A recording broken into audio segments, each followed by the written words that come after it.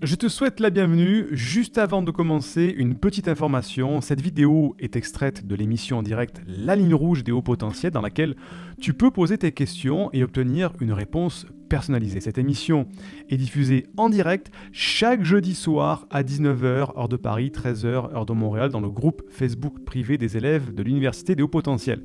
Si tu ne fais pas encore partie de ce groupe d'entraide et de bienveillance, tu peux y accéder en devenant élève de l'université. Pour cela, il te suffit juste de télécharger une première formation offerte dans le cadre de cette campagne de sensibilisation au haut potentiel. Le lien se trouve en description de cette vidéo ou en description du podcast. C'est tout simple, tu m'indiques à quelle adresse je dois t'envoyer la formation et tu la reçois tout de suite.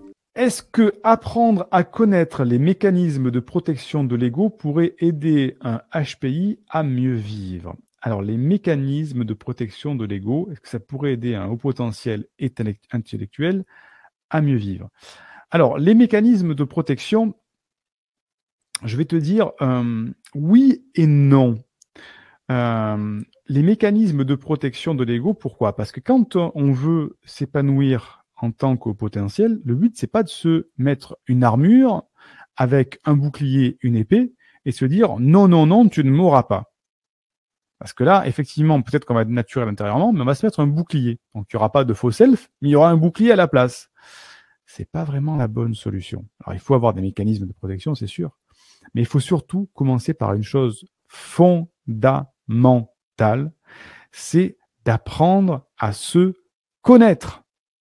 Ça sert à rien de mettre un bouclier, ça sert à rien de mettre un faux self, ça sert à rien de faire quoi que ce soit si on ne se connaît pas soi-même. J'en parlais mercredi dernier pendant la masterclass qu'on a faite ensemble.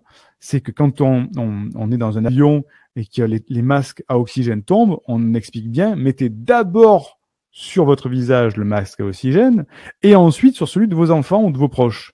Parce que sinon, vous risquez de tomber dans les pommes avant de pouvoir aider votre prochain. Donc, aide-toi toi-même, et après tu pourras mieux aider les autres. Et ça marche dans toutes les thématiques de notre vie. Là, je parle de la santé, dans survie, mais c'est aussi économique. Arrête de vouloir aider les autres si toi-même tu n'arrives pas à t'en sortir économiquement, par exemple, aussi. C'est la même chose. Il y en a qui disent non, non, il faut que je fasse don de tout, etc. Ben oui, mais désolé, je vais peut-être enfoncer les portes ouvertes, mais on ne peut pas aider les autres quand on est pauvre. On va donner son temps, on va se sacrifier, tout ça, ça c'est très judéo-chrétien de se sacrifier, de donner son temps, tout ça. La meilleure solution, c'est d'être riche pour aider les pauvres, justement, à construire, à générer de l'emploi, à faire des choses. Hein, les maisons, les bâtiments, les hôpitaux, ça se construit pas avec de la bienveillance, ça se construit avec de l'argent. Donc, là-dedans, il faut se connaître soi-même pour pouvoir mieux s'épanouir, s'exploiter et savoir si la situation que l'on va vivre est risquée, dangereuse pour notre ego. Et à ce moment-là, on se dit, tiens, au lieu de me protéger tout le monde dans la rue comme ça et de voir si quelqu'un va me détruire mon ego, non, je sais que par exemple, ce type de personne-là, maintenant je me connais, je sais que celle-là de personne, elle n'est pas du tout faite pour être avec moi. Donc si je discute avec elle, ça va me pomper de l'énergie, c'est négatif. Donc je sais que ce type de personne-là, je veux plus les voir. Ah tiens, par contre, ce type de personne-là, comme je sais que je fonctionne comme ça, je sais qu'on est aligné, on match comme des pièces de puzzle, super, je vais m'éclater, ça va m'énergiser de discuter avec des personnes comme ça. Mais ça ne peut passer que par la connaissance de soi-même.